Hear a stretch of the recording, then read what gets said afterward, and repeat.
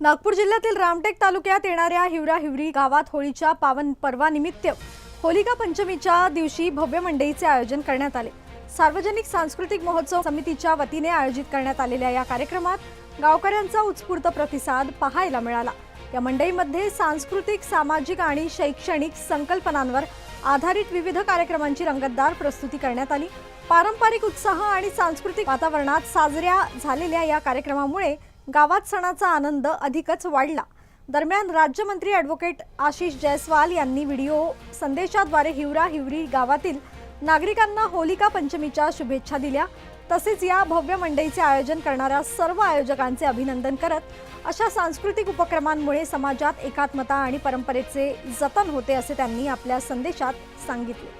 आदेश नाटकर हा माझा अतिशय जवळचा कार्यकर्ता आहे आणि सांस्कृतिक कार्यक्रमामध्ये हिवरा-हिवरी गाव हे सदैव अग्रेसर राहिलेलं आहे। आपण वेगवेगळी झाकी काढतात, वेगवेगळे प्रत्येक उत्सव हे अतिशय उत्साहात आपण आयोजित करता।